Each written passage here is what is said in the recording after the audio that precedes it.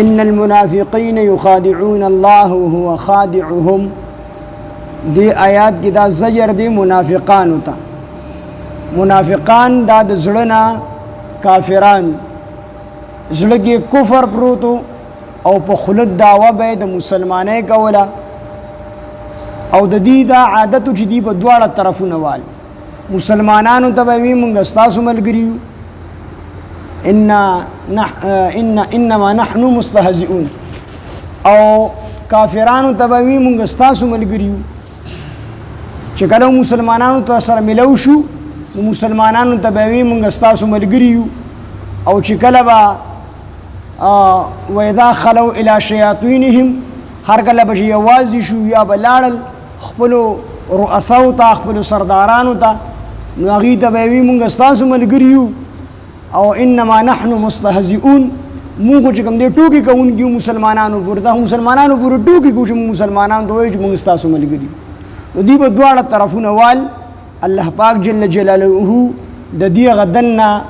هغه نفاق هغه رسول الله صلی الله علیه وسلم تخکارا کو چې دا دوکباز دي تاسو سره دوکه کوي او دی د الله پاک جل شانه سره دو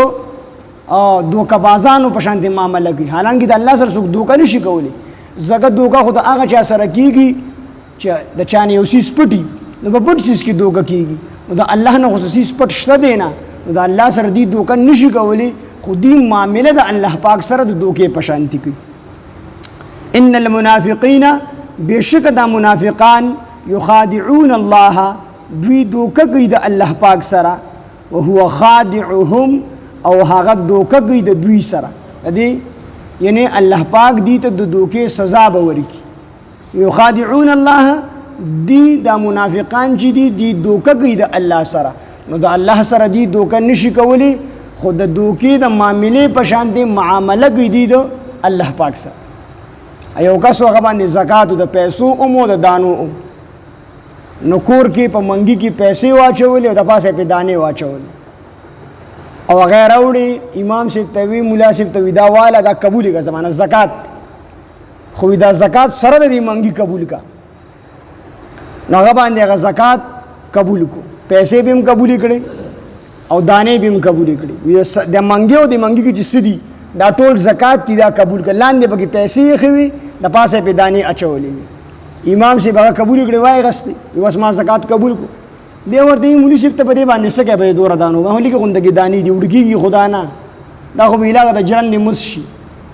نو دې شکارو کچ د 500 روپو دانی دی په 100 روپے باندې راکه 100 روپے بدل درکه سره د منګی را واپس راک نو سره د منګی دی هغه پیسې او هغه دانی واغست نو دغه یو هیله وکړه ځکه چې دنه پکې د پیسو زکاتومو او د دانو زکاتومو هغه باندې قبول کړلې هغه قبول کړو مثلا دادا چې ته اوسې چاله ورګي او هغه قبول کی زکاتو نو دې اختیارمن شو اوس کو دې تعالی واپس هدیه کینو هدیه کولې ته مشي تعالی اسی درګینو امید درکول شي کو پیسو در باندې خرڅینو می خرڅول شي نو هغه امام زه پیسې نه ویلې درې هغه دې ټیک ته لګا خو دې خسړې دې د 500 روپو دانی دې مال 100 روپے راکې والله دې ډېر خوشاله کا یو هغه منګي دې سره د پیسو سره د دانو په 100 روپے باندې واغست شکور تراګه جو خزي ته وي خزي وي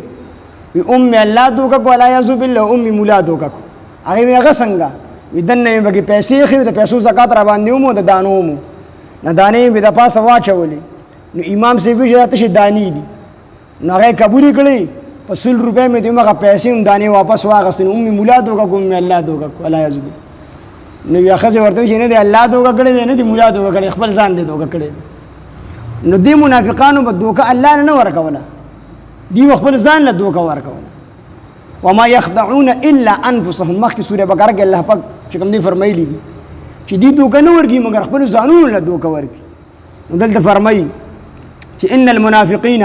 بشک دا منافقانو بل یو خباثت او غلط صفت الله ذکر کوي چې ان المنافقین بشک دا منافقان یخادعون الله دی دوکه کوي د الله سره نه د دوکې د معاملې په شان د معاملې کوي د الله سره دی خو چې الله زمونږ نه دی خبرونه الله دار سره خبر دی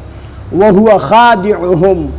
او الله پاک دوکه کوي د دوی سره نو الله د چا سره دوکې والا نه دی الله چې سره دوکه نه کوي خو الله به د دې دوکې سزا ورکړي دی لا سزا به څنګه مفسرینو ذکر کړل په ورځ د قیامت بدی ته د جنت دروازه کولا وشي دسي دا منافقان برامنډه کې چې څنګه د دروازې له راورسي دروازه او پسې بیا بند شي بیا به دې لري ودرېږي بیا به ورته دروازه کولاو شي د جنت چې راځئ جنت ته دی برامنډه کې د دروازې پورې چې دی څنګه جنت ته راننوځي دروازه او پسې بیا بند شي دروازه به کولاویږي او بندېږي کولاویږي او بندېږي اخره کې به دې دومره ستړي شي چې دروازه به کولاوي خو دی به بیا جنت ته نه ور داخلېږي دا سزا به ورته الله پاک ورکړي نورم مختلف تفسیرونه مفسرینو کړي دي وهو خادعهم